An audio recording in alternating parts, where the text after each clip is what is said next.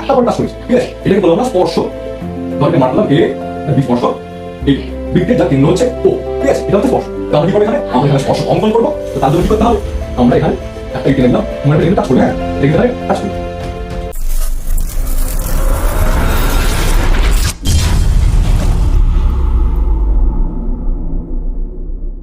চলো আজকে আমরা পড়বো চ্যাপ্টার নাম্বার 17 বৃত্তের স্পর্শক অঙ্ক।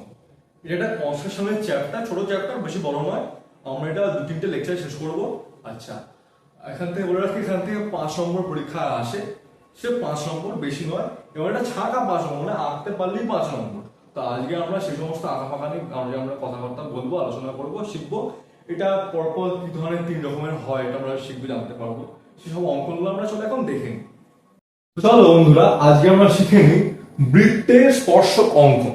আচ্ছা, বৃত্তের ওপর স্পর্শ অঙ্কন করতে গেলে কি করতে হবে ছোট্ট করে আমরা দেখে নিই। ধরে নেওয়া হলো যে আমাদের একটা সরলরেখাংশ দিয়ে দিয়েছে, তার মাপ বলে দিয়েছে, ঠিক আছে। ধরে নিচ্ছি তার মাপ হচ্ছে, সরলরেখাংশ তার মাপ হচ্ছে 5 সেন্টিমিটার।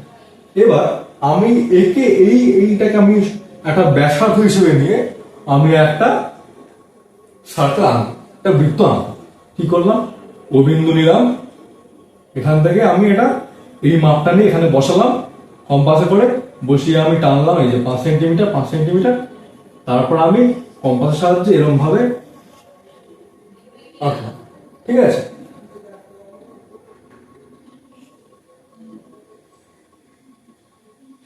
তারপর কি করব, যে প্রথম পয়েন্ট আমাদের, আমরা একটা বৃত্ত অঙ্কন করব,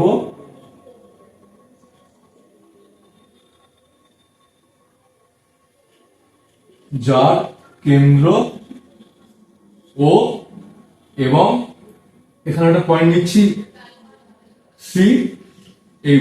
এই পয়েন্টটাকে যেখানে এই ব্যাসার্ধ মিশছে এর সঙ্গে বা আমাদের বৃত্তের সঙ্গে, সেই পয়েন্টটাকে নিচ্ছি আমরা সি। ওসি সমান হচ্ছে ব্যাসার্ধ। আচ্ছা, এবার আমরা কি করব, এই সি বিন্দুতে আমরা 90 ডিগ্রি আনবো। কি করবো, 90 ডিগ্রি আনবো। 90 ডিগ্রি অঙ্ক তোমরা নিশ্চয়ই আগে করেছো, কিভাবে করতে হয়। আমি এখানে সি পয়েন্টে আমি কম্পাসটা বসাবো, এখানে আমি একটা আর্ক কাটবো, মানে এইভাবে একটা আর্ক কাটবো, এই তারপরে এইটাকে নিয়ে এই করলাম। তারপরে আমি এখান থেকে এই পয়েন্ট আমার বসিয়ে কম্পাসটা এখানে এই কাটবো, এখানে এরকম কাটবো, এই আচ্ছা, এখান থেকে এরকম কাটবো একটা, এখান থেকে এরকম কাটবো একটা, এই যে পয়েন্টটা পেলাম এটা আমি টানলে পাবো 90 ডিগ্রি। আচ্ছা, তার আগে ছোট করে কথা বলে দিই যে আচ্ছা 90 ডিগ্রি অঙ্কন করব।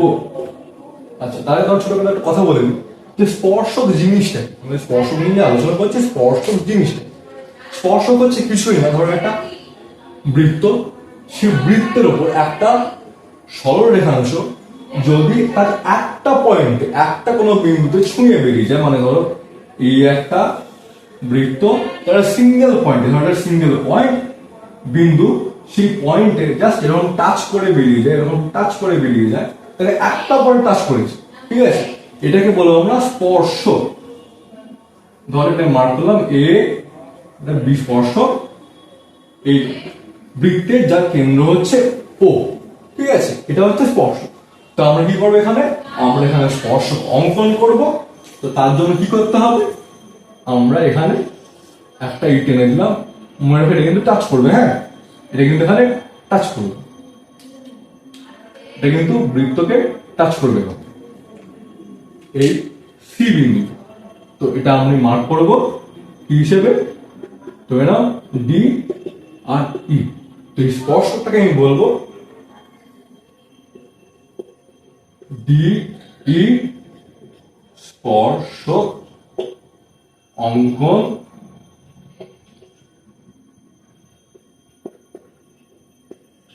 সি ডি স্পর্শক অঙ্কন করলাম, সরি ডি স্পর্শক অঙ্কন করলাম। তার উপরে এই ও কেন্দ্রিক বৃত্তে সি বিন্দুতে, আর এই ওসি সমান হচ্ছে এর ব্যাসার্ধ মানে হচ্ছে 5 সেন্টিমিটার। বোঝা গেল?